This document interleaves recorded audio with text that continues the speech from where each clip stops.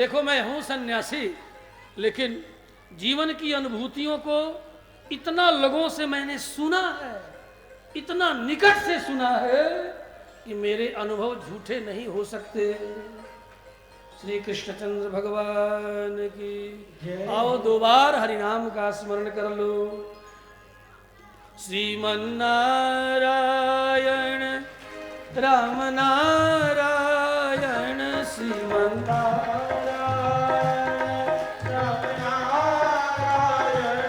कृष्ण नारायण नारायण नारायण, कृष्ण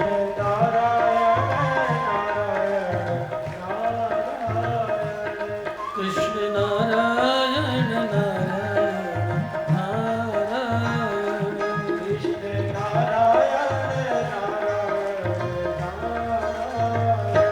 कृष्ण नारायण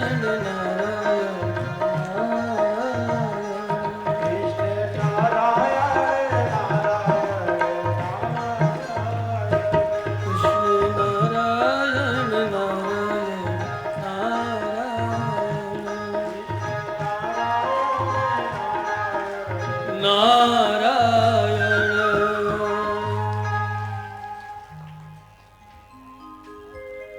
आज की पढ़ी लिखी लड़कियां प्रश्न करती और सबसे ज्यादा बहस चल रहा है कपड़ा के ऊपर। कपड़ा जरा कहे देता हूं, 2 मिनट और लगेगा, सुनाई देता हूं। जो साड़ी पहनी है उन्हें प्रणाम, ठीक है। जो सलवार और फ्रॉक भी पहनी है उन्हें भी नमन, लेकिन जो जीन्स और नाभि से ऊपर का स्कर्ट पहनी है उन्हें थप्पड़।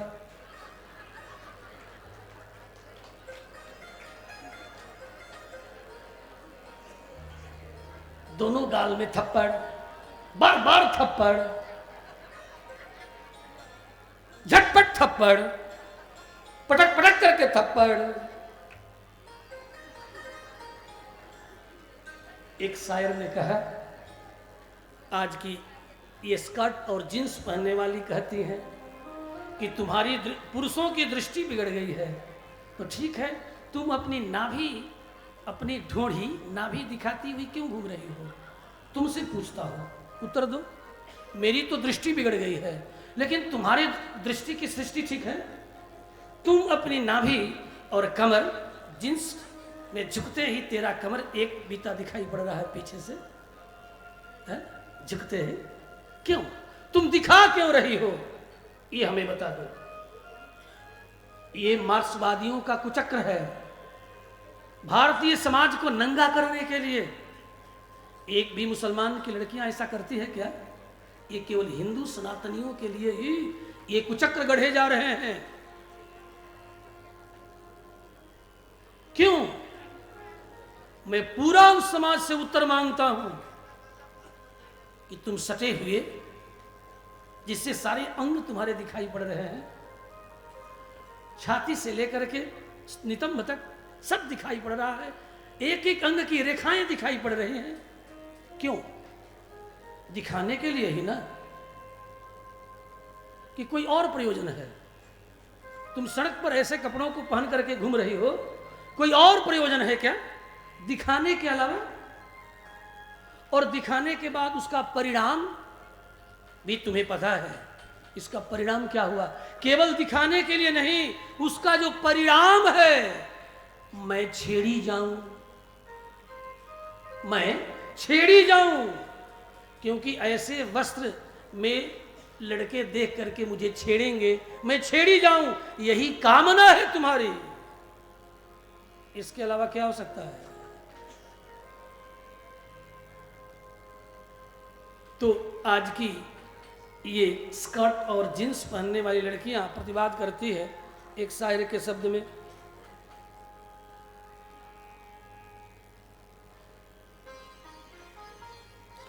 एक शायर से एक इसी प्रकार की लड़की ने प्रतिवाद किया कि तुम मुझे भाई की दृष्टि से, बहन की दृष्टि से नहीं देख रहे हो। ठीक है, अच्छी बात है। तो तुम एक भाई की दृष्टि से मेरे निकट आ रही हो क्या? अपनी नाभि दिखाती हुई और अपनी कमर दिखाती हुई क्या किसी भाई के निकट किसी बहन को जाना चाहिए? ऐसा बोलो, जाना चाहिए? अपने छाती को दिखाते हुए किसी भाई के निकट जाना चाहिए? क्या तुम मुझे भाई मानती हो? क्या तुम मुझे पिता मानती हो? क्या तुम मुझे अपने सगे संबंधी मानती हो? यदि मानती तो तुम इस तरह उघाड़ वस्त्रों में मेरे निकट नहीं आती। तूने भाई का, भ्रातृत्व का त्याग कर दिया है। तेरे दृष्टि में मैं भाई नहीं।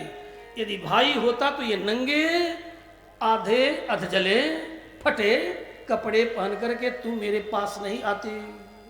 निश्चय ही तू मेरे निकट मुझे दिखाने के लिए इसीलिए आ रही हो कि तुम मुझे भाई नहीं, तुम मुझे भोग्य समझती हो, और भोग्य समझ करके तू ऐसा वस्त्र धारण किए हो। मुझे सीधे सीधे कहने आता है, मैं टेढ़े शब्दों में नहीं बोलता समाज को। तूने मुझे भोग्य समझा है, इसीलिए ये अध कपड़े, अध फटे कटे शरीर को दिखाने वाले वस्त्रों को पहन करके नंगी के तरह आ रही हो। यदि भाई की दृष्टि तुम्हारी होती तो तुम ऐसा वस्त्र नहीं पहनती। तो शायर ने कहा, पाँव पड़ता नहीं, पाँव पड़ता जमीन पर तुम्हारा नहीं। पाँव पड़ता जमी पर तुम्हारा नहीं, अन्यथा एक एक पाँव तुम गजगामिनी की तरह पकड़ पकड़ करके रखती। तुम उड़ी जा रही हो, तुम उड़ी जा रही हो, तुम उड़ी जा रही हो पवन की तरह। आती बल खाती उड़ी जा रही हो पवन की तरह। पाँव पड़ता जमी पर तुम्हारा नहीं, तुम उड़ी जा रही हो पवन की तरह। भाई तो तुम्हें मिल जाए बहुत, भाई तो तुम्हें मिल जाए बहुत, तुम चलो तो जरा एक बहन के तरह। तुम चलो तो जरा एक बहन के तरह। गा सकते हैं तो गाइए। पाँव पड़ता जमी पर तुम्हारा नहीं,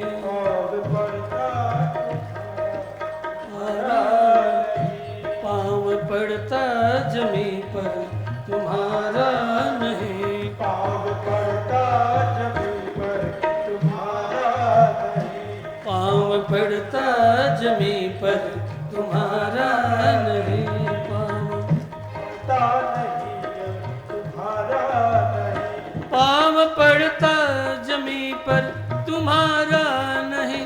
तुम उड़ी जा रही हो पवन की तरह, तुम उड़ी जा रही हो पवन की तरह, तुम उड़ी जा रही हो पवन की तरह।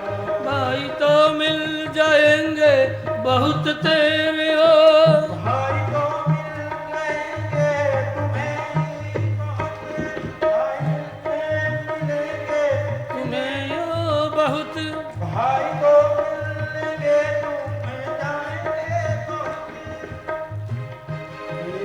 तुम चलो तो जरा एक बहन की तरह, तुम चलो तो जरा एक बहन की तरह, तुम चलो, तुम चलो, तुम चलो, तुम चलो, तुम चलो,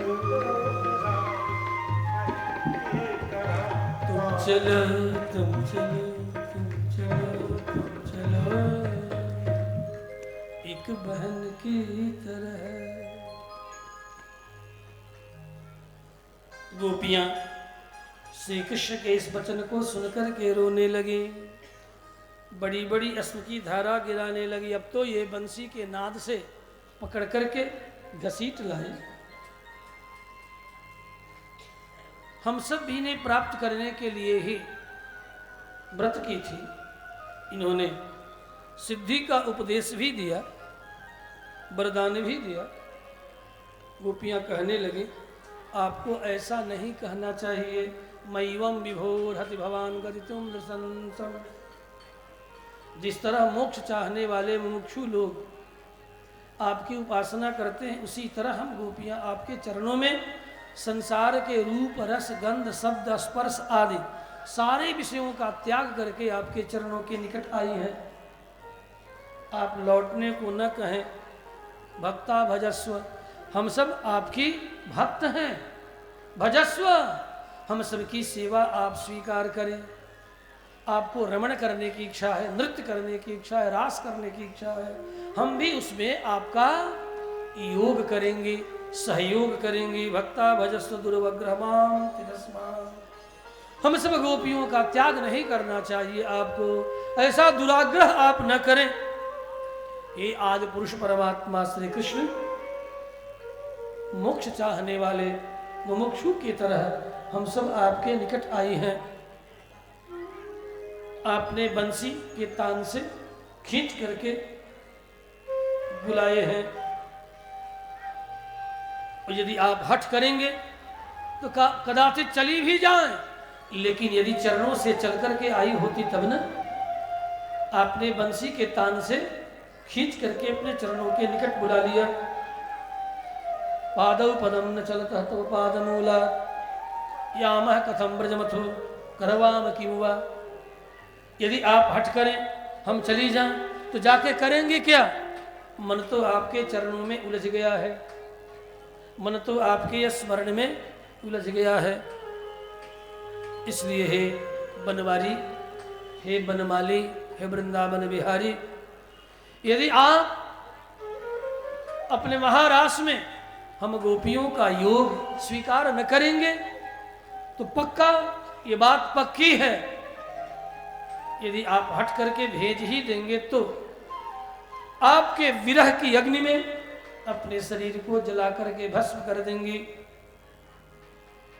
बार बार कर देंगी, और उस प्रकार की शरीर प्राप्त कर लेंगी जिस शरीर के द्वारा आपका नित्य सानिध्य महारास में प्राप्त हो सके। जिस तरह हे भुवन सुंदर, हे श्याम सुंदर, जिस तरह लक्ष्मी आपके चरणों में, जिस तरह तुलसी आपके चरणों में पड़ी रहती, उसी तरह हम गोपियों को भी अधिकार दो।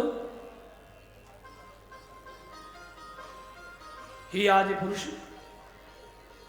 लोक लोकांतर में, जनलोक, तपलोक, स्वर्ग आदि लोकों में आपकी गीत कीर्ति गाई जा रही है, सर्वत्र आपकी कीर्ति गाई जा रही है। ब्रह्मा की प्रार्थना से भक्तों के कुल में आपका प्रादुर्भाव हुआ, फिर आप इतना कठोर नहीं हो सकते, इतना निर्मम नहीं हो सकते। कृष्ण ने देखा कि गोपियां मुझ कृष्ण की अनन्या है, अतः कहा ठीक है।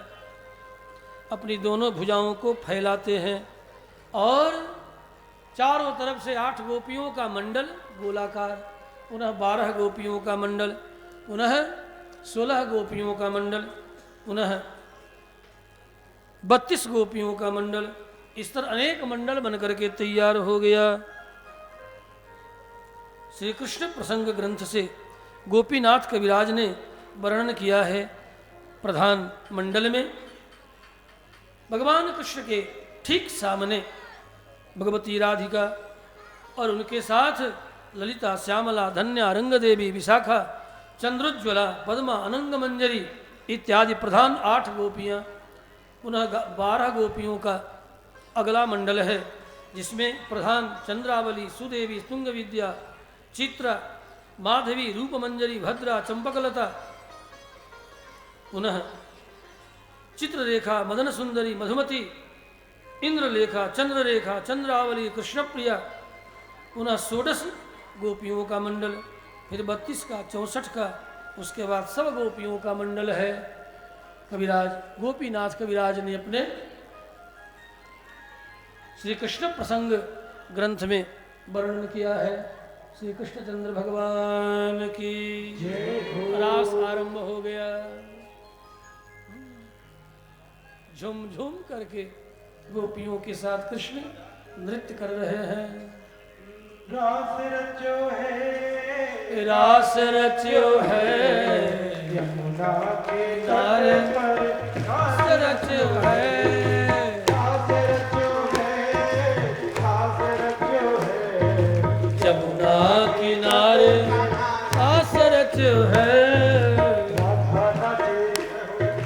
राधा नाचे, राधा नाचे, कृष्ण नाचे, राधा नाचे, कृष्ण नाचे, नाच गोपी संग, राधा नाचे, कृष्ण नाचे, नाच गोपी संग, मन मेरो मन गए सखी रे, पावन वृंदावन, मन मेरो मन गया सखी रे पावन वृंदावन।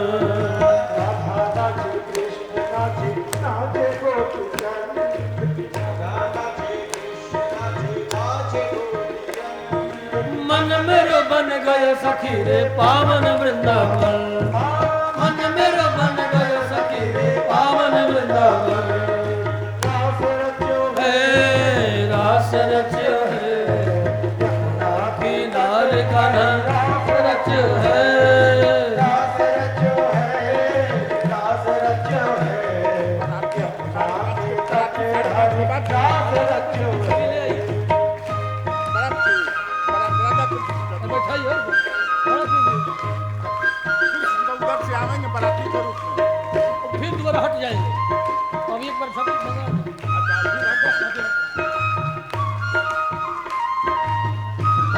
खड़ा करना है, बैठाना नहीं है। क्या राधा और कृष्ण की झांकी निकाली जाए और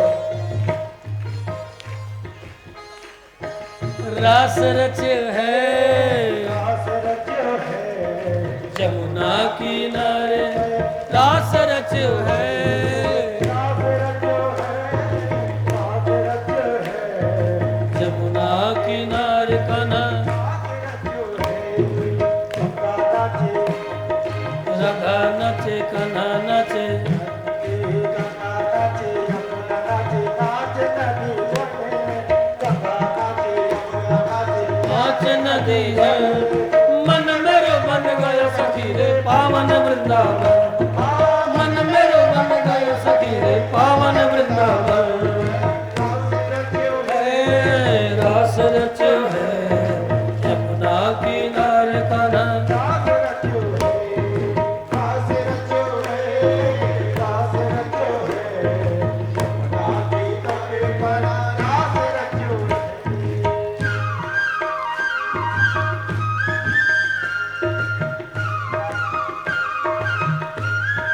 हरि बोल।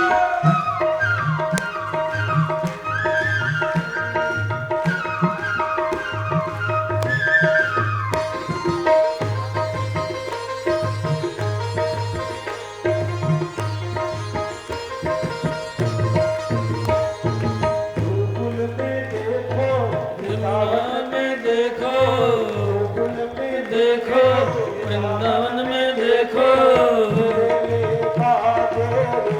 श्याम संग राधा नाच रे, श्याम संग राधा नाच रे।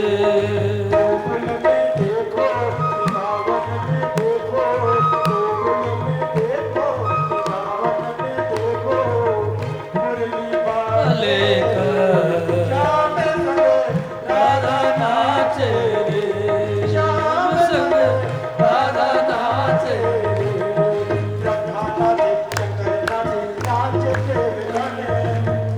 नाचे नाच गोपी संग, पावन वृंदावन।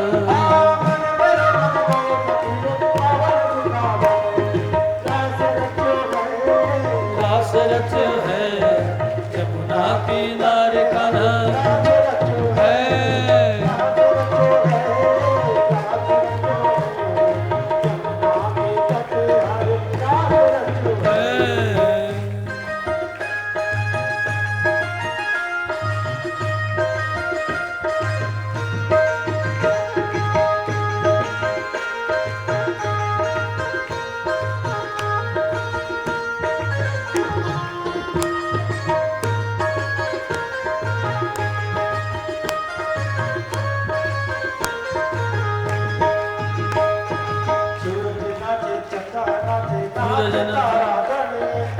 सूरज नाचे चंदा नाचे नाचे तारा गण सूरज नाचे चंदा नाचे नाचे तारा गण मन मन मेरो बन गए सखी रे पावन वृंदावन मन मेरो बन गए सखी रे पावन वृंदावन रास रचो है रास रचो है जमुना किनारे रास रचो है रास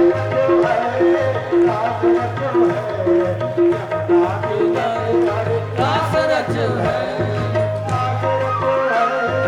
रास रचो है जमुना किनारे रास रचो है रास रचो है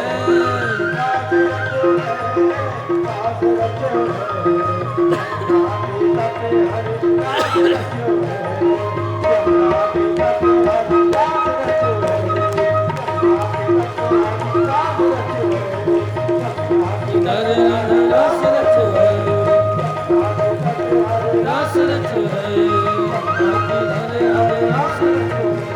रास रचो है रास रचो है रास रचो है रास रचो है तासां तत्सौभगमदं वीक्ष्यमानं च केशवः प्रसमाय प्रसादाय तत्रैवान्तर्धीयत।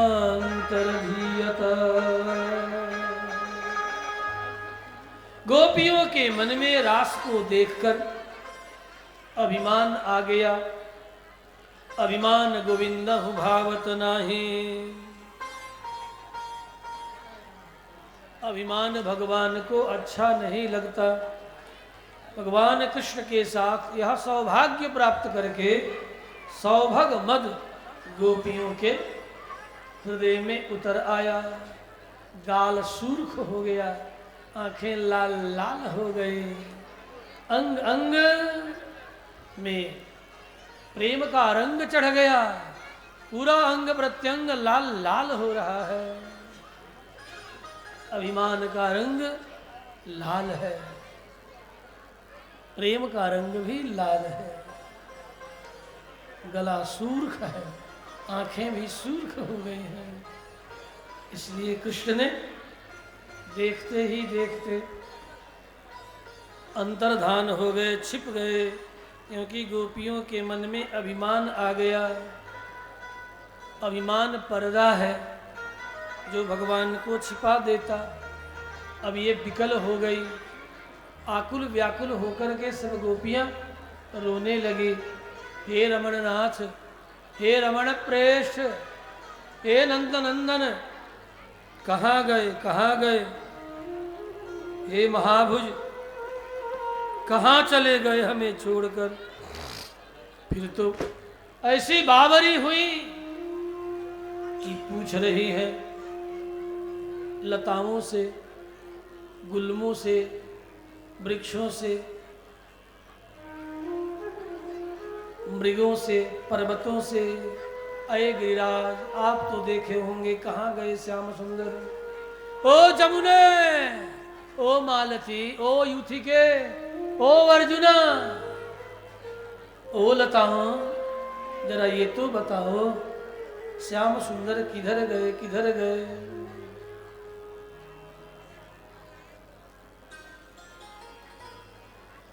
जिस तरह रामावतार में राम जी जनक नंदिनी जानकी को ढूंढते हुए पूछ रहे हैं, उसी का बदला कृष्णावतार में कृष्ण ले रहे हैं। रामावतार में मैं बहुत रोया हूँ, अब इस बार मैं कृष्णावतार में रोने वाला नहीं। इसलिए स्वतः अंतर्धान हो गए और गोपियां पूछ रही हैं।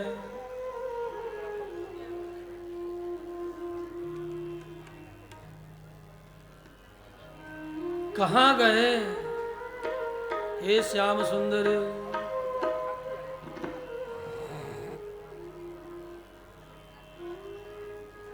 हे रमण प्रेष्ठ,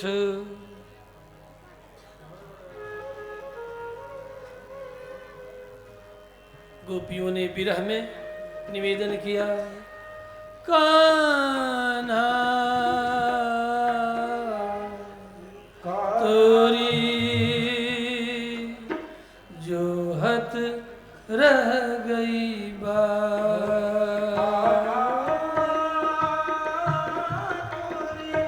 जोहत रह गई बात, कान्हा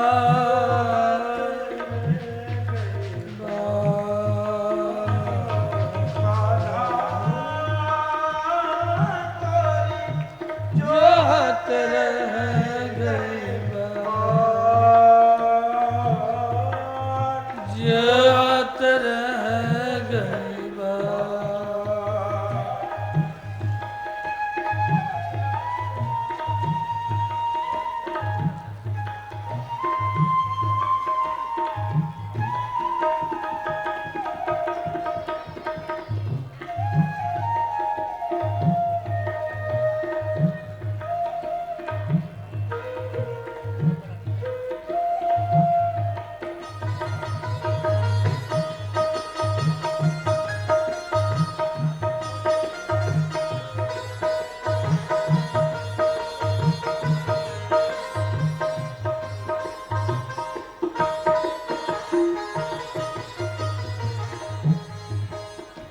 जोहत जोहत एक पग ठाड़े, जोहत जोहत एक पग ठाड़े, दी के घाट, कालिंदी के घाट,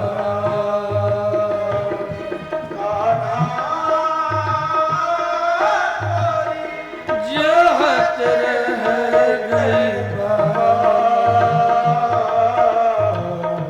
जोहत रह गई बात।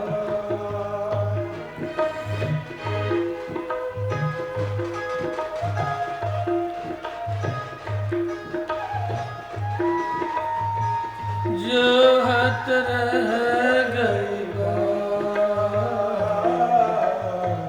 जोहत रह गई बात। गोपियां ढूंढते ढूंढते आकुल व्याकुल हो गई, कृष्ण विरह की लीला करने लगी। कृष्ण वियोग सहन करने के लिए अंत में गोपी के चरण का चिन्ह देखती हैं, ढूंढती हुई आगे बढ़ती हैं। ये गोपी कोई और नहीं जिसे लेकर के भगवान कृष्ण राधा को लेकर के आए हैं।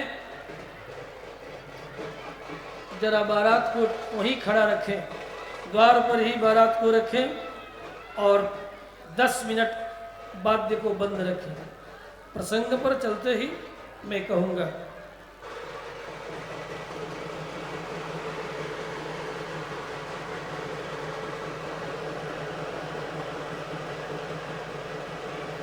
बारात को वहीं रोकें और बाजा बंद करें। सबका ध्यान उधर जा रहा है। भांगड़ा जो बजा रहे हैं उसको बंद करें, भांगड़ा बजाने वाले लोग बंद करें, जब कहा जाएगा तब बजाएंगे आप। बस 10 मिनट वहीं प्रतीक्षा करें। आवे प्रसंग पर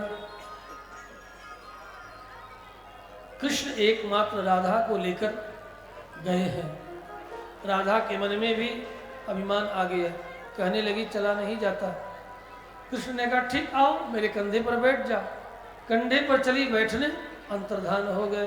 राधिका धड़ाम गिर पड़ी। गोपियां ढूंढते ढूंढते राधा को पा गई।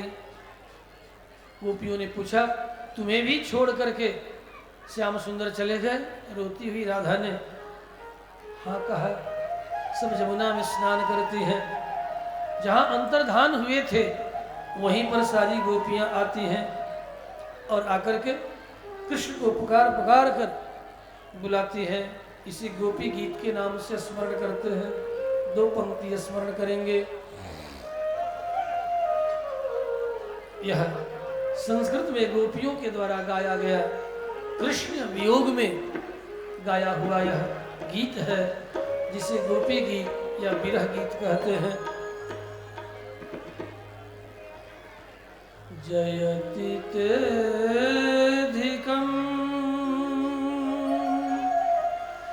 जन्मना ब्रज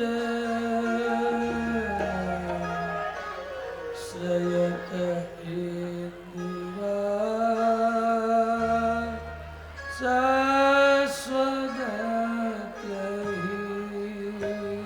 जयति तेऽधिकं जन्मना व्रज शयत इंदिरा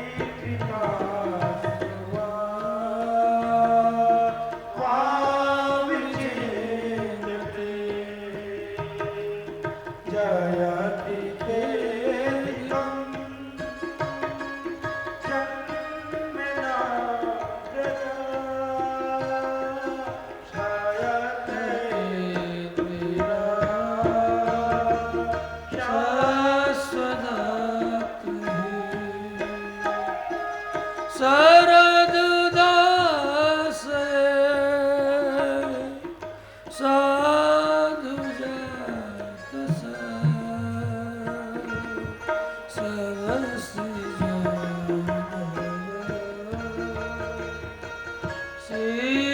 मुषा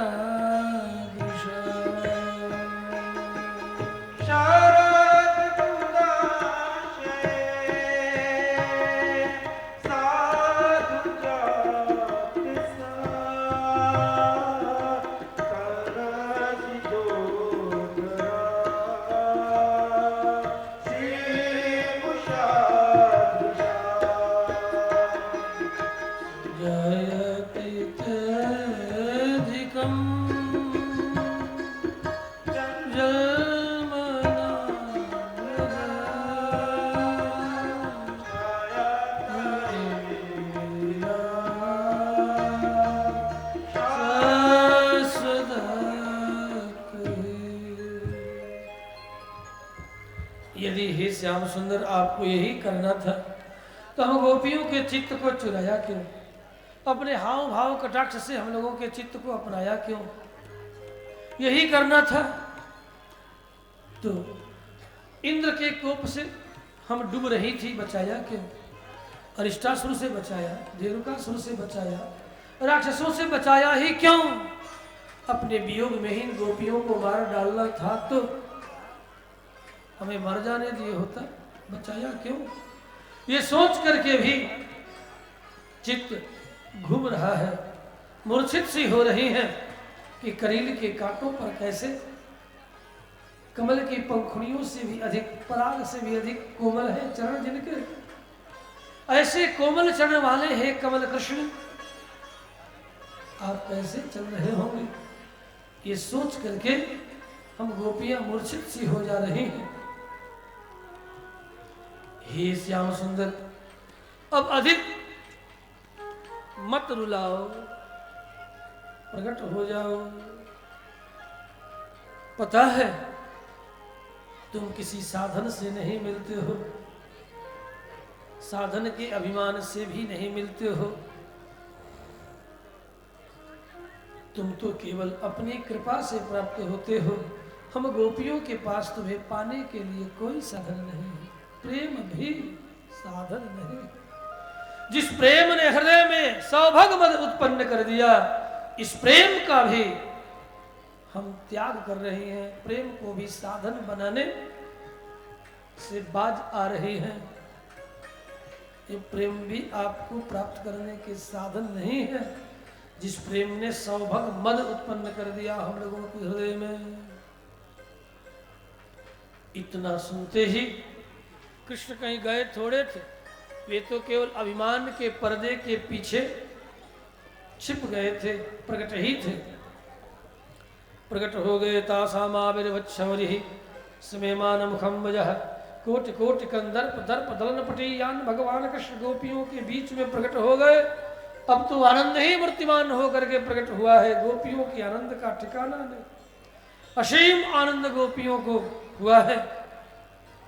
सब श्याम सुंदर को देख रहे हैं, कोई निकट आकर के भुजाओं को पकड़ लेती, कोई कपोलों को पकड़ करके उनके मुख के पान को खींच लिया, किसी ने इनकी भुजा को पकड़ करके अपने सिर पर रख लिया, किसी ने अपने वक्षस्थल पर रख लिया। इस तरह गोपियों ने अपने विरह ताप को शांत किया है। तत्पश्चात गोपियों ने पूछा है, दुनिया में देखा गया है जो जिससे प्रेम करता है वह भी उससे प्रेम करता है। इसके विपरीत भी देखा गया, दिन रात एक प्रेम किए जा रहा, दूसरे को फिक्र नहीं। आप उसमें से कौन हो? प्रेम करने वालों से प्रेम करने वाले हो या प्रेम नहीं करने वालों से प्रेम नहीं करने वाले हो, अथवा एक प्रेम करता दूसरे फिक्र नहीं, आप इसमें कौन हो? नो भयांस भजते का एतन्न ब्रूहि साधु भो। भगवान कृष्ण ने कहा, सुनो गोपियों, जो परस्पर एक दूसरे से प्रेम करते हैं उसमें स्वार्थ है, न तत् सौहृदम, उसमें सौहृदयता नहीं है, केवल अपने कर्तव्य के नाते व्यक्ति करता है। भजन करने वाले का, प्रेम करने वाले से जो प्रेम न करे, ऐसे प्रायः करुणा के कारण माता पिता भाई बंधु प्रेम करते ही रहते हैं, लेकिन जिन बाल बच्चों के प्रति प्रेम किया जाए उसे कोई मतलब नहीं।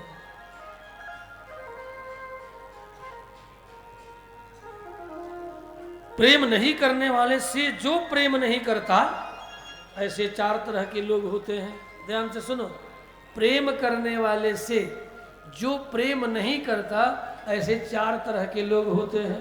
तुम खूब प्रेम करो और हम प्रेम ना करें, तो ऐसे जो लोग होंगे चार तरह के होंगे। कौन कौन? कहा, एक जो अपने ही आत्मा में रमण करता है, अपने ही आत्म सुख में रमण करने वाला है, तुम लाख चाहो उसे कोई मतलब नहीं। अथवा जिनकी सारी कामनाएं पूर्ण हो गई हैं, तुम करते रहो प्रेम, वो बेफिक्र है, उसे कोई मतलब नहीं। तीसरा, जो किए गए प्रेम का कोई मूल्य नहीं देने वाला, कृतघ्न कृतघ्न, ऐसा कृतघ्न भी प्रेम नहीं करता। चौथा, जो प्रेमियों से द्रोह करता है। एक तो प्रेम करे और वो डांट डांट करके आग बबूला होकर के गरियावे, गुरुद्रोह, जो प्रेम करने वाले से द्रोह करता है।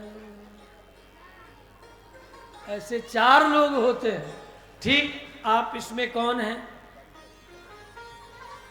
भगवान कृष्ण को कहना होगा तो यही कहेंगे, मैं तो आप्त काम हूँ, मेरी सारी कामनाएं संतुष्ट हो चुकी हैं, मैं तो आत्मा राम हूँ, मैं तो अपने ही आत्मा में रमण करने वाला हूँ, मुझे बाहर के किसी वस्तु से कोई प्रेम नहीं है।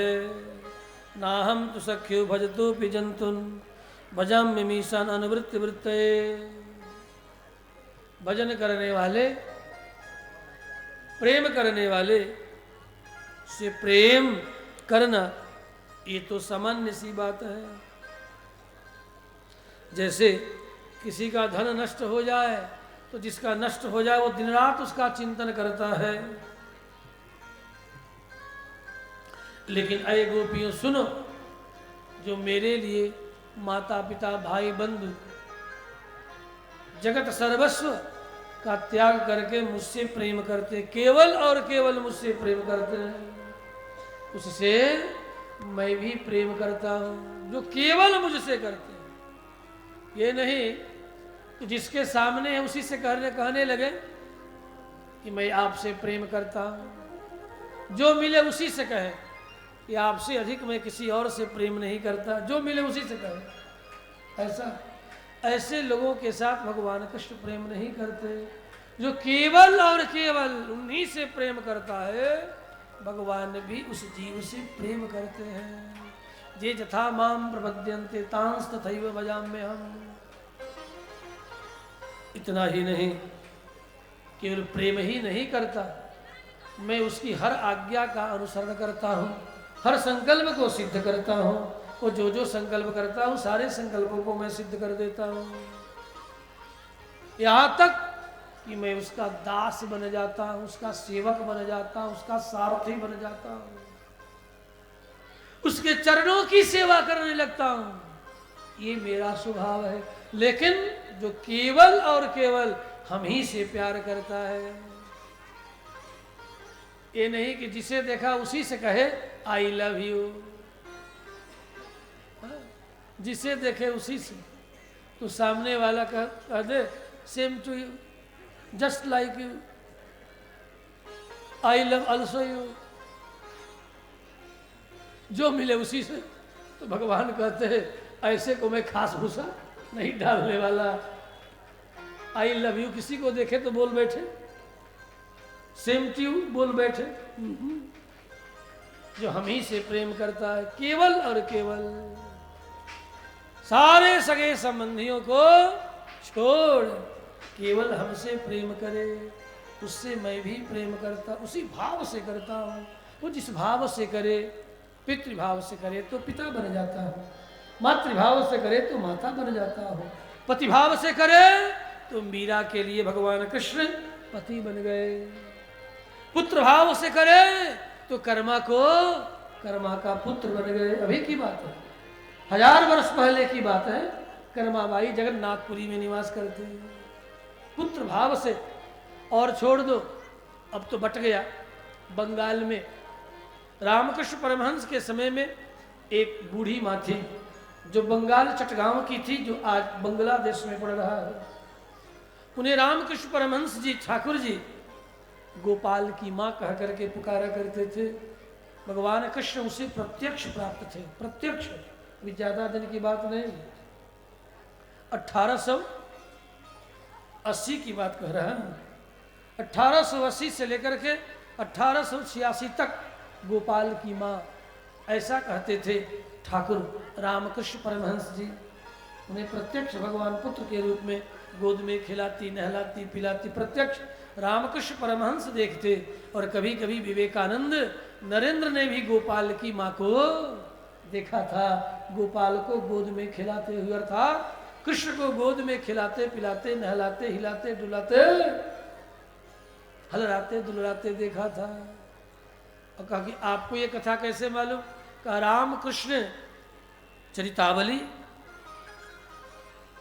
उनकी कृपा से मैंने बहुत स्वाध्याय किया है, बहुत पढ़ा है।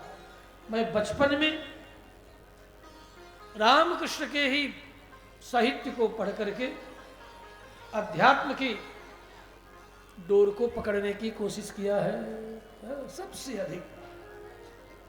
विवेकानंद का विवेकानंद संचयन 12 भागों में, जब समझ में नहीं आता था तब मैं 6ठे कक्षा से लेकर के 8वीं कक्षा में सब पढ़ गया। अपने कोर्स में अव्वल दर्जे, first in first, not second in my class. मैं अपने क्लास में कभी सेकंड दर्जे में पास ही नहीं किया हूँ। First in first in all time, all years, कभी सेकंड नहीं, फर्स्ट में भी फर्स्ट। जितने फर्स्ट क्लास होते थे, एक बार 1 नंबर मेरा कम आ गया, मैं रो रो करके अपना बुरा हाल कर लिया। और अगले साल इतना आगे निकल गया छलांग लगा करके कि जो फर्स्ट क्लास पास किए थे हमारे क्लासमेट, वे भी इतना आगे निकल गया कि छू न सके। और फिर इधर आया तो संस्कृत वाङ्मय में श्रम किया, और इधर भी मैंने फर्स्ट क्लास ही पास किया है, सेकंड क्लास पास नहीं किया। इसमें अरुण मिश्र, अखिलानंद तिवारी और ये क्या नाम है, लखन, ये सब मनी आर्डर किया करते। और यहाँ से है भाई देसी सरजू के किनारे वाली देसी गाय का घी डिब्बा में भर करके ये लखन भेजा करता था। पूछो, ये प्रत्यक्ष है। हाँ? ये लखन, हाँ? ये कथा है यहाँ की धरती का मैं ऋणी हूं, और इसीलिए एक आध घंटा ज्यादा ही कथा सुनाता हूँ। वैसे भागना चाहो तो मैं भी बंद कर दूँ, आधे घंटा बैठोगी सब ना, बंद कर दूँ, बंद कर दूँ, बंद। हाँ? कौन कौन और कथा सुनेगी, क्योंकि समय हो गया है और अब मैं रुक्मिणी विवाह प्रसंग की ओर अग्रसर हो रहा हूँ। और 10 मिनट, 15 मिनट, कितना, 20 मिनट नहीं, आधे घंटे, ठीक है। भागोगी सब नहीं ना, तो पीछे वाली बैठ जाओ। लगता है मार के भागोगी कि सब क्या, अरे बैठ जा, पीछे वाली बैठ जा, बैठ जा, पीछे वाली सब बैठ जाओ, क्यों खड़ी हो, बैठ जाओ, बैठ जाओ। बस ये कह रहे आधे घंटा नहीं, बस 10-15 मिनट, 10-15 मिनट में बारात निकलेगी और रुक्मिणी का विवाह प्रसंग होगा, फिर आरती हो जाएगी। श्री कृष्णचंद्र भगवान की गोपियों के साथ भगवान कृष्ण ने अब 6 माह की ब्रह्मरात्रि का आवाहन किया। महाराज संपन्न करते हैं, कामदेव को भी पराजित करते हैं, अपने तेज में धारण करते हैं। परीक्षित के मन में शंका हो गई, सुखदेव ने समाधान किया, भगवान कृष्ण सामर्थ्यवान है, समर्थ को कछ न गुसाई। सारे गोपों ने देखा कि मेरी बहन बेटी मेरे घर में है, कोई भी 6 माह तक घर से बाहर नहीं है। तो आखिर ये रास में कौन गोपी थी? ये सब चिन्मयी है, प्रेममयी है। भौतिक शरीर तो अपने अपने पुत्र, पिता, भाई, पति के पास। क्या कहा? भौतिक माने ये शरीर, हाड़ मांस वाला शरीर, पिता, पुत्र, भाई, माई के पास है। लेकिन जो आनंदमय शरीर है, जो सूक्ष्म शरीर है, जो दिव्य शरीर है, जो प्रेममय शरीर है, उस शरीर से गोपियां कृष्ण के रास में शामिल हुई है। मन मन्ना सुपार्श्वस्थान। सारे गोपों ने देखा, मेरी बेटी, मेरी बहन मेरे घर में। कोई नहीं देखा कि 6 माह तक मेरी बेटी बहन घर से बाहर, अपने घर में पाई। तो ये कौन है? गोपी का चिन्मयी है, आनंदमयी है, जो रास में थी। सुखदेव ने कहा, मन माना, सबने मान लिया, देख लिया, जान लिया, अपनी बहन बेटियों को घर में देखा। तो ये सब की सब प्रेम में शरीर धारण करके रास में शामिल होने वाली गोपियां हैं। इसलिए ये कोई रास सामान्य नहीं है। भौतिक शरीर से इन गोपियों ने रास में शामिल ये नहीं हुई है, जोगज शरीर से, प्रेममय शरीर से शामिल हुई है। जब यह सामर्थ्य किसी को हो, एक शरीर से दूसरा शरीर बाहर कर दे प्रेममय, ऐसा सामर्थ्य भक्ति योगियों को प्राप्त होता है, हठ योगियों को प्राप्त होता है। जैसे सौभरी ने 50 शरीर धारण कर लिया और मंधाता के 50 कन्याओं के साथ विवाह कर लिया।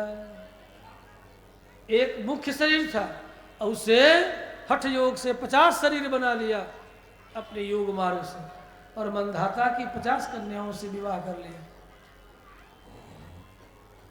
अस्तु, इसलिए ये दिव्य लीला है। रास की लीला सामान्य लीला नहीं है। भौतिक शरीर से गोपियों ने रास नहीं किया है। चिन्मय, ज्ञानमय, आनंदमय, प्रेममय शरीर से गोपियों ने रास किया है।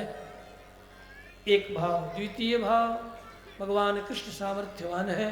यदि ये भौतिक शरीर से भी करती तो भी कोई दोष नहीं था। त्यजीयसाम न दोषाय बहने सर्वभुजो यथा। ईश्वराणाम वचः सत्यम, क्योंकि वे ईश्वर है। जीवों पर अनुग्रह करने के लिए ही भगवान ने लीला की है। अतः किसी भी गोप ने कृष्ण के प्रति असूया, डाह नहीं किया। ब्रह्मरात्रि व्यतीत हुई। इस लीला को जो श्रवण करते, अनुमोदन करते, गाते हैं, वे भगवान श्री कृष्ण की पराभक्ति प्राप्त कर उनके हृदय का काम रोग सदा सदा के लिए शांत हो जाता है। पुनः कृष्ण द्वारा नंद जी को एक अजगर के मुख से रक्षा किया गया। फिर शंखचूड़ नामक यक्ष का उद्धार हुआ। भगवान कृष्ण के वियोग में गोपियां इकट्ठा होती और इस रास लीला का वर्णन करती।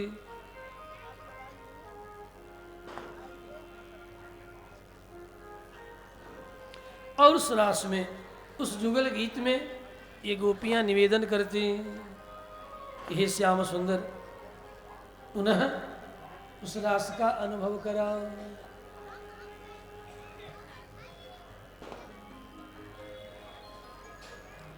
भैरवी में हमारे नीरज जी गाएंगे, आया करे जरा कह दो सावरिया से।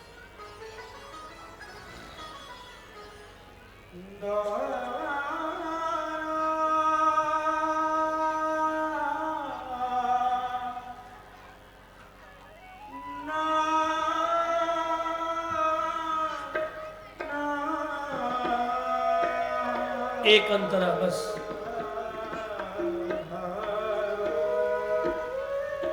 आया करे कह दो सवरिया से। आया करे जरा कह दो सवरिया, आया करे जरा कह दो सवरिया से। आया करे जरा कह दो सवरिया,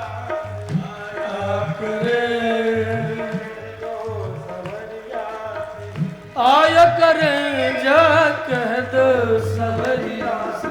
आया करे जरा कह दो सवरिया से। आया करे जरा कह दो सवरिया से।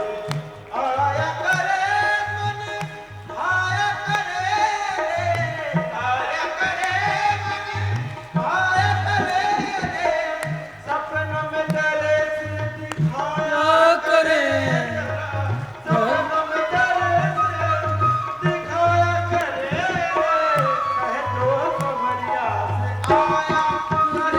जरा कह दो सवरिया से।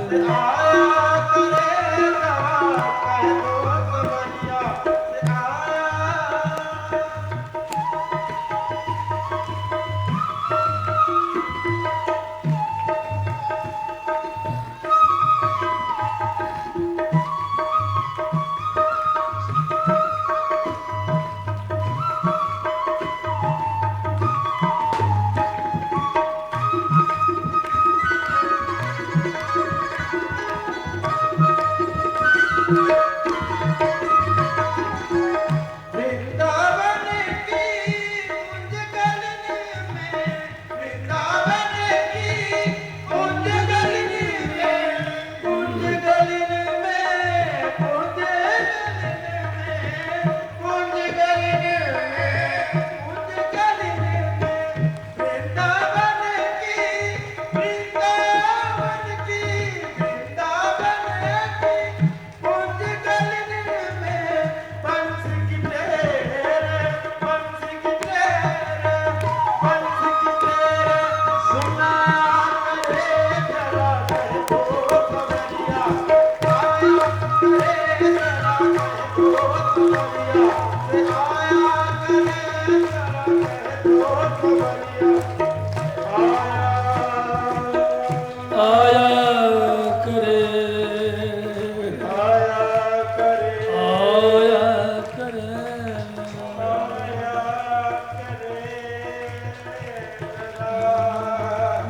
कह दो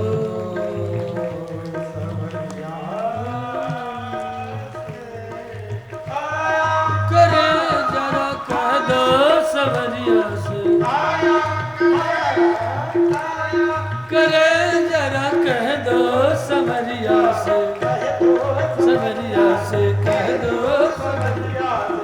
नंद सवरिया से सवरिया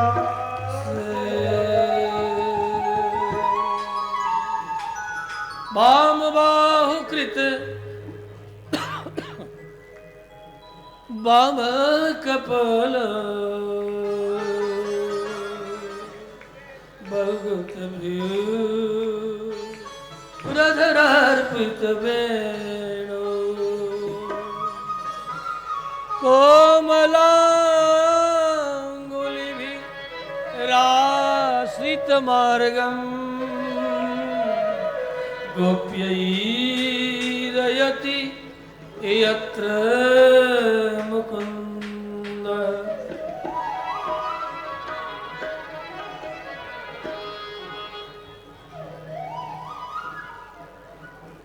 चले हो श्याम चले हो श्याम मेरा घर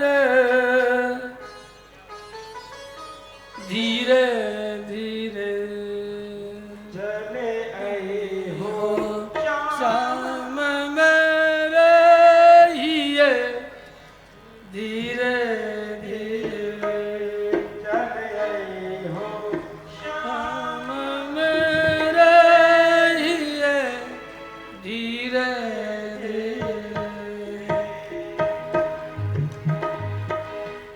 चले आई हो श्याम मेरे हिया धीरे धीरे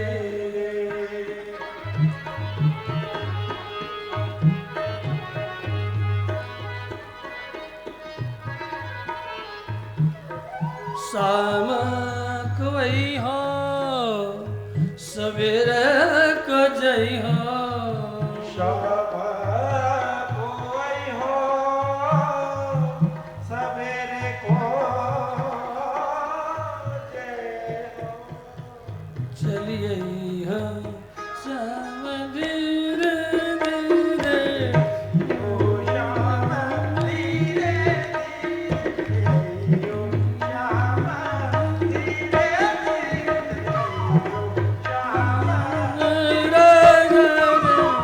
धीरे धीरे ओ श्याम धीरे धीरे धीरे चलिए शाम मेरे हिये धीरे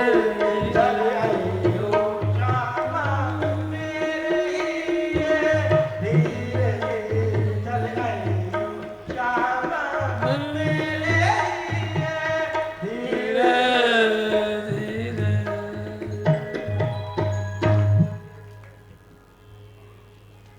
नीरज कुमार हमारे शास्त्रीय संगीतकार हैं। हाँ। अब क्या था, कंस ने भेज दिया अरिष्टासुर को, भगवान ने चट उधार कर दिया। भोजपुरी के बहुत बड़े गायक आए हैं यहाँ कोई नालक में जरूर बुलवा में कभी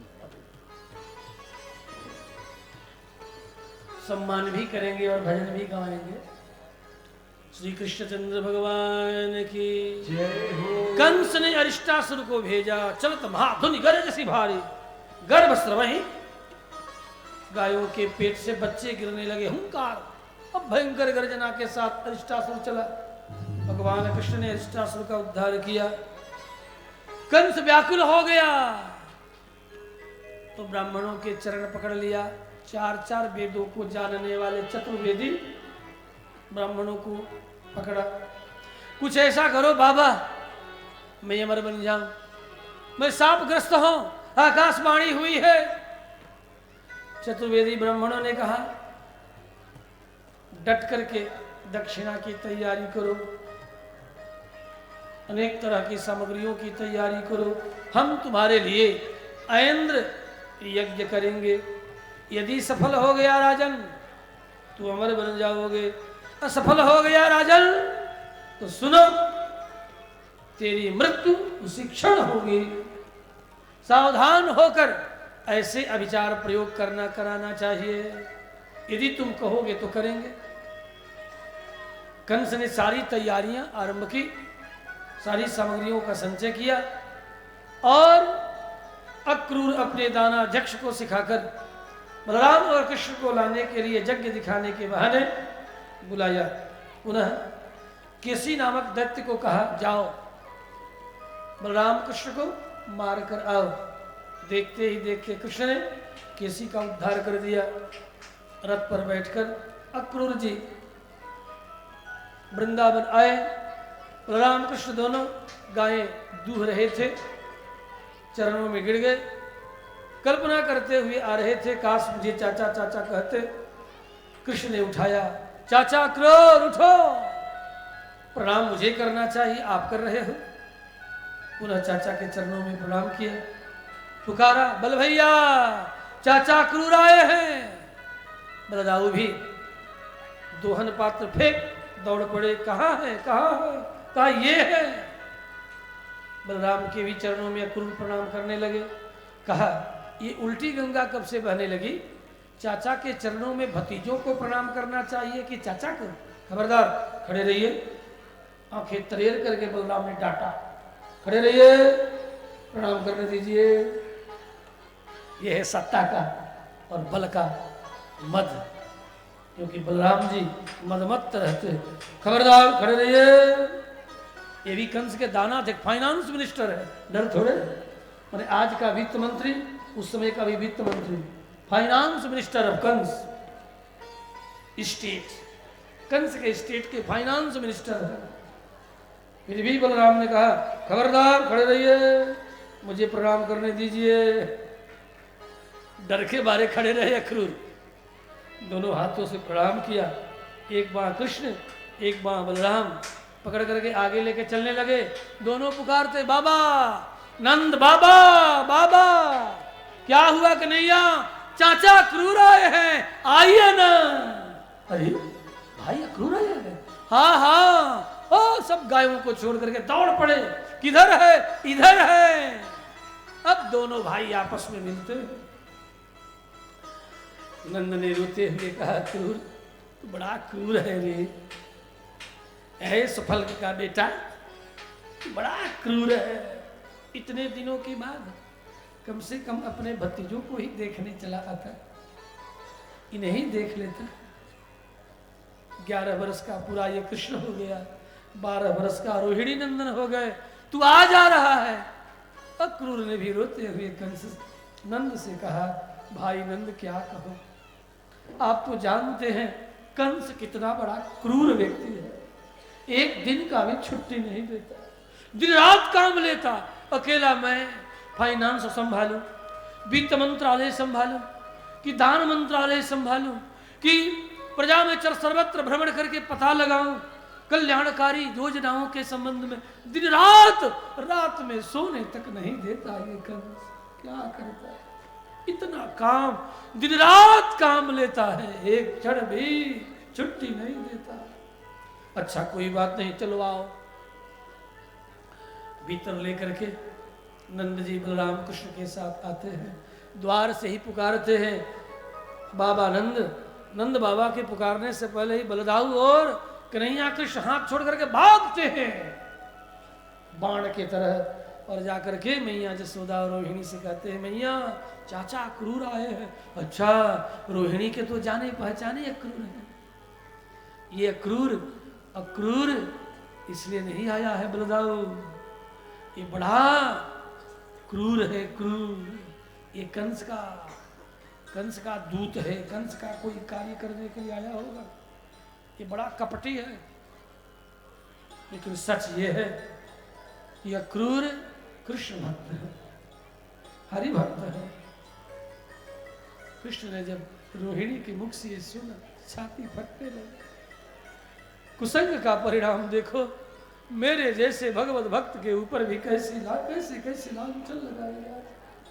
लेकिन बात तो सच है, कंस बलराम और कृष्ण को पा करके छोड़ेगा नहीं। मेरा क्रूर नाम सच में गलत है, आज मैं वास्तव में क्रूर हूं। कंस जैसे दुर्दांत राक्षस को मारने के लिए बलराम और कृष्ण को मांग करके ले जाने आया हूं, यज्ञ दिखाने के बहाने।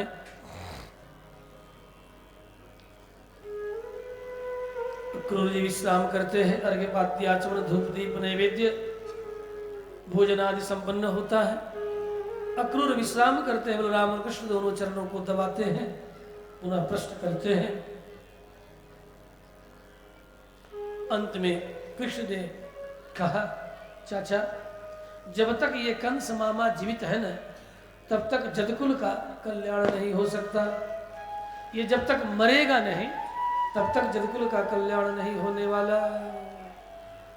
एक बात कहूं, पैर दबाना छोड़ दिए, बैठ गए, छाती अकड़ा के कृष्ण कहने लगे, चाचा एक बात कहूं। हाँ हाँ कहो। आज तो नहीं आप आए हो, कल भी नहीं, लेकिन सच कहता हूं परसों मामा कंस को मारे बिना नहीं छोड़ूंगा। यदि उसने बुलाया है हमें तो मैं चलूंगा, और परसों अवश्य कंस को मार डालूंगा। अक्रूर भीतर भीतर प्रसन्न हो गए। मैं यही चाहता हूं, लेकिन राजनीति कहती है प्रसन्नता छिपा के रखूं।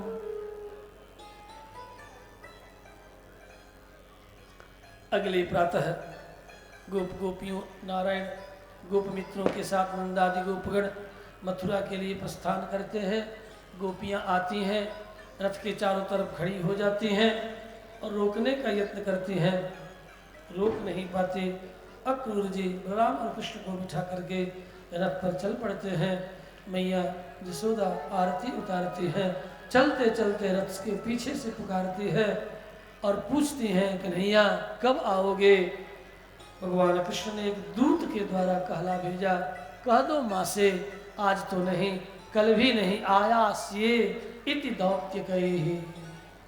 दूत से केवल इतना ही कहला भेजा कि आऊंगा, कब आऊंगा ये नहीं कहा।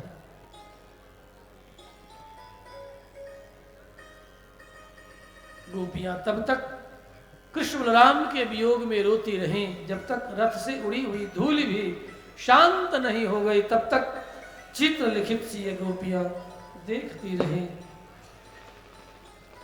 श्री कृष्णचंद्र भगवान की जय हो। मथुरा से बाहर विश्राम, पुनः मथुरापुरी का दर्शन, अनेक लोगों पर कृपा, इसमें कुबड़ी पर कृपा, बड़ी जनों पर कृपा, मालाकार पर कृपा करते हुए भगवान कृष्ण द्वारिका नारायण मथुरापुरी का दर्शन कर रहे हैं।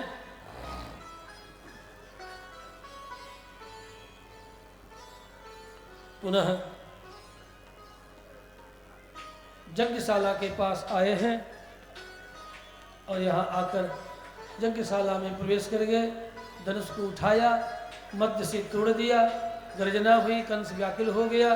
दाएं बाएं टुकड़े को बलराम कृष्ण ले लिए, कंधे पर जो कोई सामने आता उसी से सिर पर दे मारते। इस तरह अनेक अनुचरों का उद्धार भगवान कृष्ण ने कर दिया। चारों तरफ हाहाकार मच गया। पुनः अगले दिन कुबलिया पिठ हाथी, रंगशाला सजा हुआ है, कुबलिया पिठ हाथी खड़ा है, महावत भी बैठा हुआ है। बलराम और कृष्ण दोनों चल पड़े हैं। पहले नंद आदि गोपगण रंगशाला में जा चुके हैं। कुबलिया पिठ हाथी को प्रेरित करता है महावत, अग्रेगत अग्रेगत अग्रेगत। इसी को कहता है आज का महावत भी, वो मौलवी महावत भी संस्कृत ही बोलता है, अगत अगत। हाँ, वो मौलवी मुसलमान भी हाथी की भाषा अगत अगत यही बोलेगा, संस्कृत में बोलेगा, हिंदी में नहीं बोलेगा, उर्दू में भी नहीं बोलेगा। अगत अगत, अगत माने आगे चल, ये संस्कृत का शब्द है। अग्रेगत अग्रेगत अगत अगत। उसके बाद चहिंच चहिंच, हिंच हिंच, दाएं चल दाएं चल, चहिंच, और दाएं चल, और दाएं चल को चहिंच चहिंच हिंच हिंच। ये भी संस्कृत है, उर्दू नहीं है, अरबी नहीं है। श्री कृष्णचंद्र भगवान की जय हो। कुबलिया पिठ का उद्धार, महावत का उद्धार 10 कदम पर ही। मारे बोले या पिट हाथी के दांत से ही महावत को सिर फट गया, मर गया। बलराम कृष्ण दोनों प्रवेश करे, कंस की आज्ञा लेकर के चाणूर मुष्टिक सल तोसल कुट बलराम कृष्ण पर टूट पड़े हैं। देखते ही देखते चाणूर सल तोसल का उद्धार कृष्ण ने, मुष्टिक कुट का उद्धार बलराम ने, पुनः कंस का उद्धार भगवान कृष्ण करते हैं। बड़ा भयंकर युद्ध होता है। एक ही छलांग में कंस के सिंहासन के निकट पहुंच गए। कंस ने चलाया तलवार, भगवान कृष्ण दुबक गए, पकड़ लिया केश पास को, खींचा और मानो कहा इसी तरह तूने मां का केस पास पकड़ करके खींचा था, मैं छोड़ने वाला नहीं। अपने घुटने से प्रहार किया, आकाश में चले गए, ऊपर नीचे होती, अंत में कंस नीचे ऊपर कृष्ण, धम्म कंस का उद्धार हो गया। इसके साथ साथ और भाई दौड़ पड़े युद्ध करने के लिए। दे मारे अस्थि और प्राप्ति इनकी दोनों पत्नियां शरीर पकड़ करके रोने लगी, इन्हें रोने दिया। बलराम और कृष्ण उग्रसेन को मुक्त करते हैं, पुनः अपनी माता देवकी वसुदेव से मिलते हैं। उग्रसेन को राज्याधिकार प्रदान किया गया, उग्रसेन राजा हुए। पुनः बलराम और कृष्ण संदीपनि ऋषि के आश्रम में पढ़ने के लिए उज्जैनपुरी को प्रस्थान करते हैं। मात्र 64 दिनों में पढ़ करके वहां से लौटते हैं। लौटते समय गुरुपुत्र को जमपुरी से ला करके गुरु माता को प्रदान करके गुरु दक्षिणा पूरा करते हैं। तत्पश्चात उद्धव के साथ भगवान कृष्ण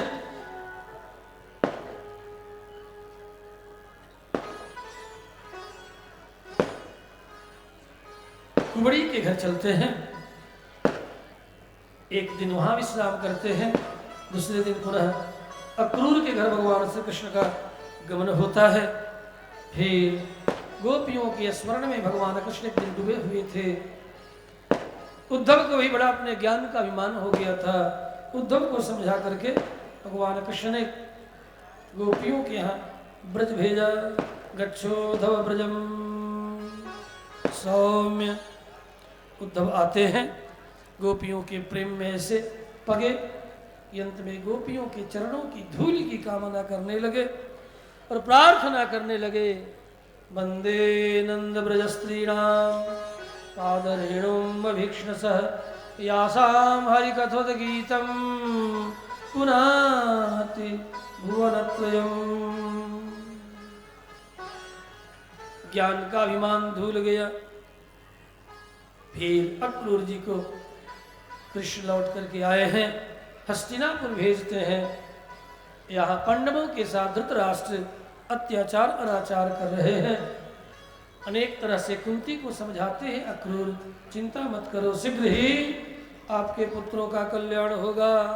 अस्थि और प्राप्ति जरासंध की बेटी, इसी बिहार की रहने वाली, जिसकी राजधानी राजगृह में आई, पिता को उकसाया, 23 अक्षौणी सेना सजाया, मथुरा पर आक्रमण किया, भयंकर युद्ध हुआ। अंत में हार गया जरासंध। पकड़ लिया बलराम ने, घसीटा, कृष्ण के चरणों में लाकर के डाल दिया। निकाला म्यान से तलवार, कहो तो मार डाल। कृष्ण ने कान में कहा बलराम से, भैया मारो मत। इन राक्षसों को मारने के लिए त्रेता में पग पग चल करके हमें लंका जाना पड़ा था। यहीं इकट्ठा करके आता रहेगा और राक्षसों का हम संहार करते रहेंगे। इस तरह 17 बार कंस आक्रमण किया है। 18वीं बार देवर्षि नारद की प्रेरणा से उधर से कालजवन, इधर से जरासंध, पूर्व से पश्चिम से कालजवन।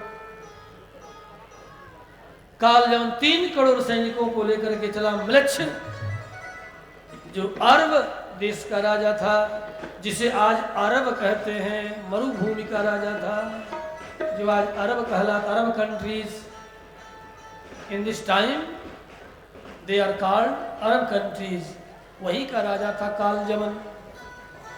चला अक्षौहिणी, 3 करोड़ सैनिक सजा करके भगवान कृष्ण के साथ भयंकर युद्ध होता है। देखते ही देखते 3 करोड़ सैनिकों का संहार करते हैं। पुनः कालजवन को उलझा करके वहां गए जहां सत्य युग से मुचकुंद शयन कर रहे हैं, इंद्र से वर प्राप्त करके अपना उत्तरीय डाल दिए गुफा में। काल जवन ने जगाया अंगूठे के चोट से, जल करके भस्म हो गया। मुचकुंद ने कृष्ण को देखा, चरणों में प्रणाम किया, प्रार्थना किया। भगवान ने आशीर्वाद दिया, कलयुग में आपका पुनः जन्म होगा, ब्राह्मण कुल में भजन करेंगे, पुनः आप मेरे दिव्य लोक को प्राप्त करेंगे। वही मुचकुंद सौराष्ट्र में नरसिंह मेहता के रूप में जन्म लेते हैं। श्री कृष्णचंद्र भगवान की। इधर आए जरासंध के साथ युद्ध के लिए। देखा सबसे आगे आगे ब्राह्मणों की पंक्ति। मेरा नाम ब्रह्मण्य देव है, ब्राह्मण हमारे देवता हैं, इनसे लड़ूं कैसे। अतः भाग खड़े हुए, भागते भागते पर्वत पर चढ़ गए, प्रवर्षण पर्वत पर छलांग लगाए। तब तक द्वारिकापुरी अपनी माया के द्वारा बसा चुके हैं। सारे जदुवंश को द्वारिकापुरी में बसा चुके हैं। राम और कृष्ण के साथ छलांग लगा करके भगवान कृष्ण रण छोड़ रहा है। जरासंध से बचने के लिए रईवतक पर्वत पार करते हुए द्वारिकापुरी आते हैं। कंस ने चारों तरफ आग लगा दिया पर्वत में, सोचा जल करके भस्म हो गए होंगे, लौट गया।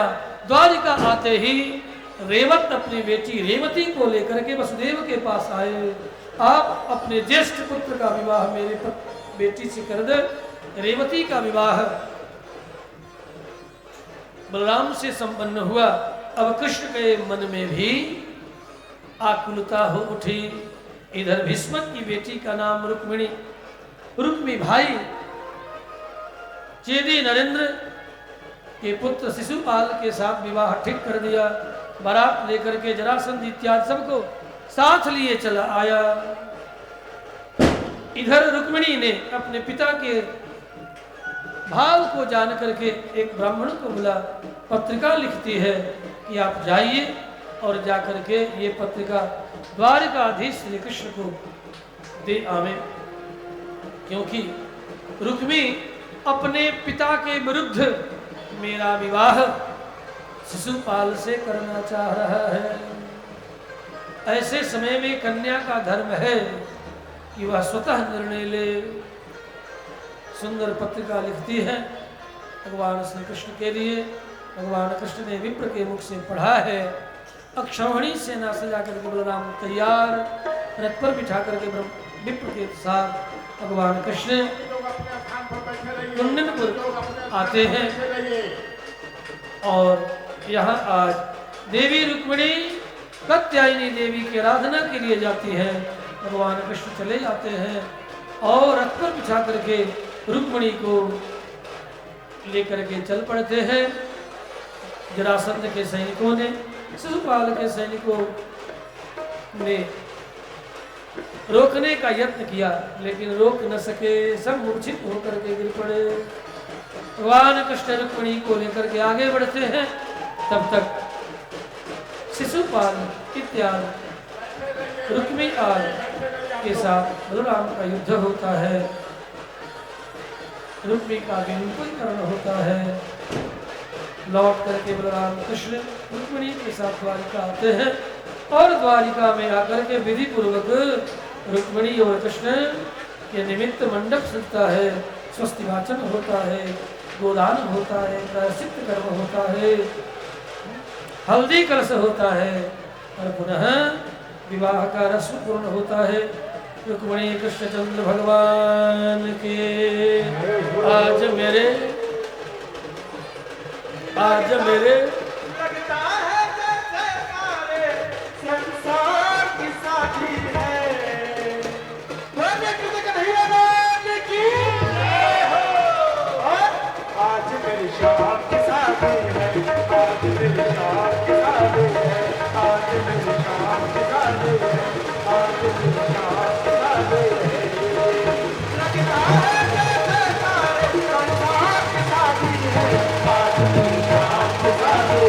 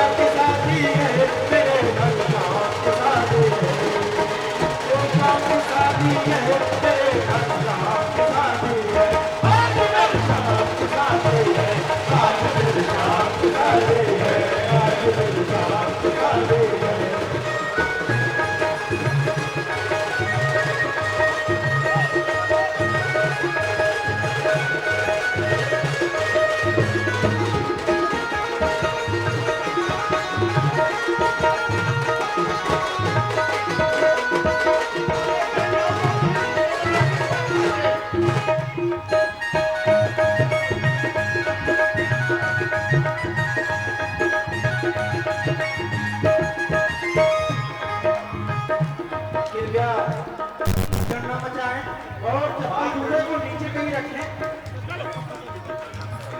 और सिर्फ कृष्ण जी ही ऊपर आएंगे और कोई ऊपर नहीं आएगा। कृपया सभी लोग नीचे से नीचे जाएं। सभी से अनुरोध है कि आप सभी नीचे उतरें। कृपया भद्र न मचाएं।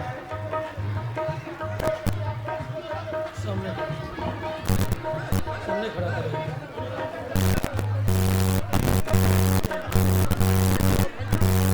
बाद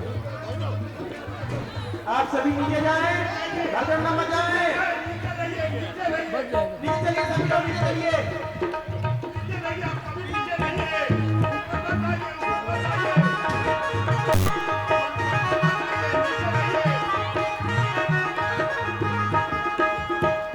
आज की शुभ मुहूर्त, चाँद की भोली सूरत।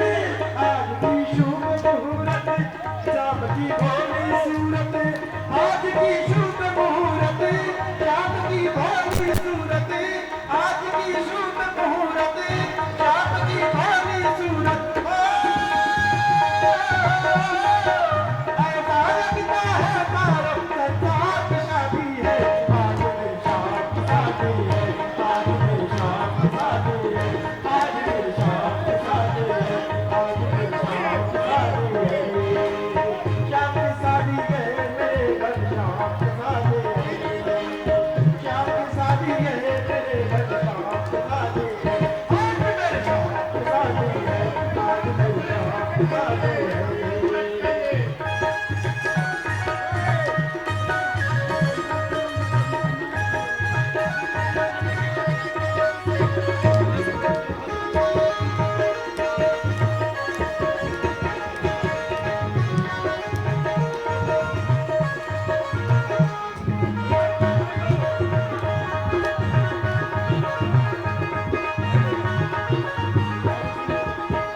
माथे पर मुकुट सुहागा, गले में चंदी माला।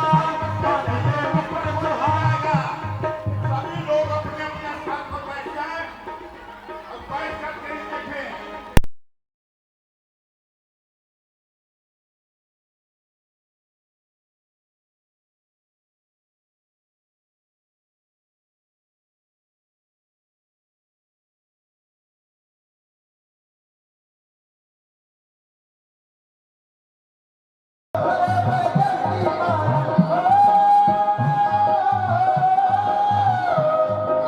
माथे पर मुकुट जैसे चांद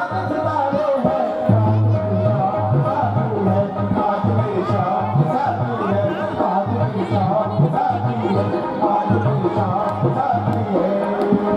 शाम की शादी है मेरे घर, शाम की शादी है। शाम की शादी है मेरे घर, शाम की शादी है। आज मेरी शाम की शादी है। आज मेरी शाम की शादी है। आज मेरी शाम की शादी है। आज मेरी शाम की शादी है। आज मेरी शाम की शादी है। आज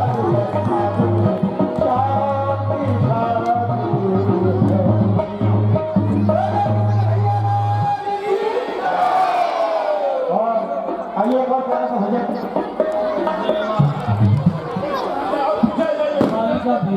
विजय माल बजा रहे हैं। जयमाल हाथ में दीजिए। और लोग नीचे उतरिए, और लोग नीचे उतर जाइए मंच से। मंच से हम लोग नीचे उतरिए। जितने लोग यहाँ ऊपर चढ़े हुए हैं जिनका कोई काम नहीं है, मंच से उतर जाए। मंच से उतर जाए उधर। मंच गिर जाएगा। मंच गिर जाएगा। ये मंच से बाहर हो जाए और लोग। जयमाल प्रदान अरे सुन लीजिए, मंच से उतर जाएंगे आप लोग। हम लोग नीचे चल जाए, जयमाल हो जाएंगे। बेवजह मंच से गिर जाएगा।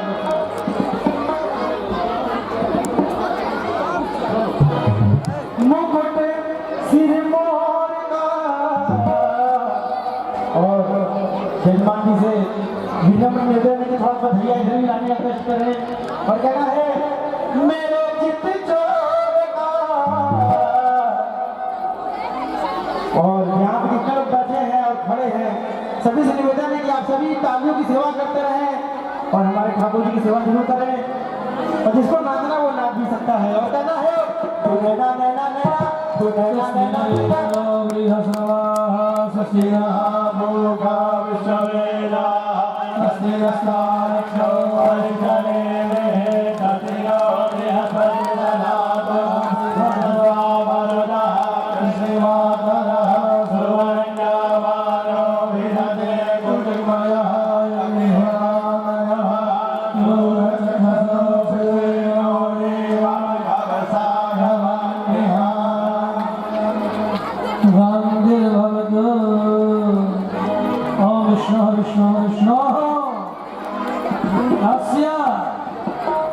श्रीमद्भागवत महापुराणस्य यज्ञेस्मिन् नः गणेश गुप्तस्य कृष्ण रूपिणः श्री गणेश गुप्तस्य विवाहः तृप्तिनाम्नी कन्यायाः पुनः जयमालप्रदानत्वेन अत्र श्रीमद्भागवत महापुराण कथनासरे विप्राणां जनानां सन्निधौ पुनश्च पूर्वविवाहस्य स्मरणपूर्वकं कृष्ण रुक्मिणी रूपेण पुनश्च तस्यैव विवाहस्य स्मरणं करिष्ये। और आइए बहुत ही प्यारा समय और कहना है तू नैना नैना नैना तू नैना नैना नैना तू नैना सारे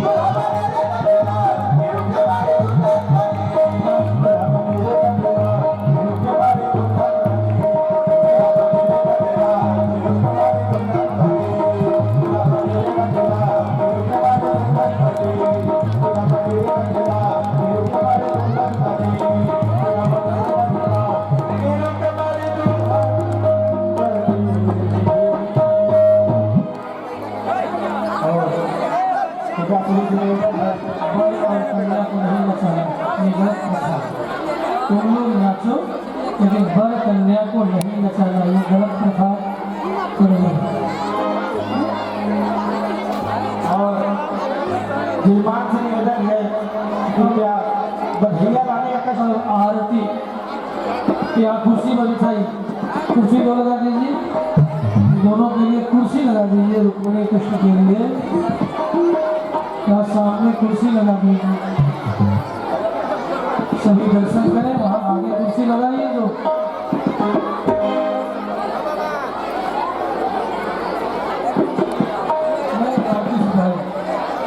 कुर्सी लगाइए और थोड़ा आगे कुर्सी दीजिए। इधर छोटे हमारे नजदीक करो। और आइए एक और प्यारा सा भजन। दूल्हा बन गए श्याम बिहारी, दूल्हा बन गए श्याम बिहारी, नाचे वृंदावन बिहारी। दूल्हा बन गए श्याम बिहारी, नाचे वृंदावन बिहारी। मेरे सावरिया सरकार, मेरे सावरिया सरकार, दूल्हा बन गया कन्हैया वाली, दूल्हा बन गया कन्हैया वाली, दूल्हा बन गया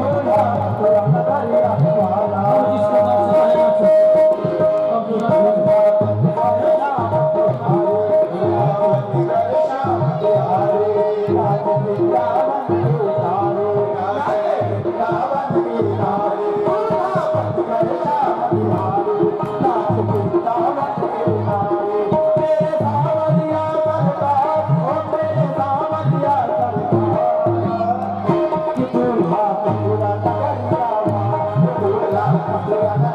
वाला।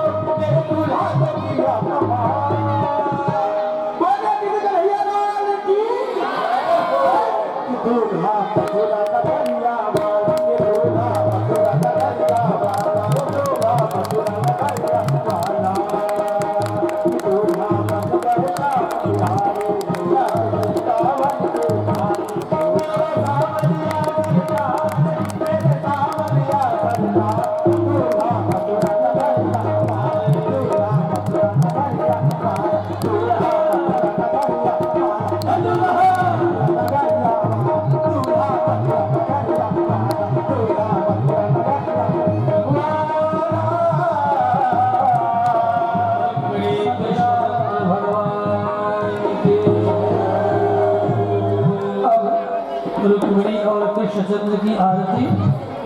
व्यासपीठ की सन्निधि में होगी। सब लोग आरती का दर्शन करें और प्रसाद लें। पुनः कल अंतिम दिवस की कथा होनी है। कल विश्राम दिवस है और अपने समय से कथा प्रारंभ होगी। आप सब अधिक से अधिक संख्या में व्यासपीठ के प्रति अपनी कृतज्ञता व्यक्त करते हुए पत्र पुष्प व्यासपीठ पर चढ़ाने के लिए अवश्य खाली हाथ नहीं आएंगे। पत्र पुष्प कुछ लेकर के ही कल कथा की दक्षिणा कल लेकर के आना, ठीक है? हाँ, क्या कहा? कथा सुनने की दक्षिणा, ठीक है ना? क्योंकि सारी कथा तभी सफल होगी जब कथा की दक्षिणा समर्पित करोगे व्यासपीठ पर, ठीक है ना? तो कल की कथा जरूर सुनना। और कुछ और न हो तो तुलसी दल दुर्वा दल ही लेकर के आना। रुपया पैसा न हो तो तुलसी दल और दुर्वा दल ही लेकर के आना है। हल्दी का टुकड़ा, दुर्वा दल, पुष्प, यही आकर के कल व्यासपीठ पर अवश्य कथा के अंत में कथा की दक्षिणा समर्पित करना। आज रुक्मिणी और कृष्ण के प्रतीक इस मंगल महोत्सव के शुभावसर पर अब आरती संपन्न होगी। दिव्य दंपति की आरती अब गाएंगे ना, गाइए। दिव्य दंपति की आरती। बैठिए, आप बैठो। आज आरती होगी, आपको आरती नहीं करना है, लोग करेंगे। प्रतीक की इतनी महिमा है हमारे देश में, भगवान के रूप में प्रतीक की इतनी महिमा है। वह व्यासपीठ के गोद में बैठता है। जब व्यक्ति को प्रतीक बनाया जाता है तो भगवान की तरह उसकी आराधना की जाती है। तथा पहली आरती रुक्मिणी और कृष्ण की, फिर व्यासपीठ की। दिव्य दंपति की आरती उतारो है जगी, दिव्य दंपति की आरती उतारो है हरि, दिव्य दंपति की आरती उतारो है हरि। यहाँ से खड़े हो गए।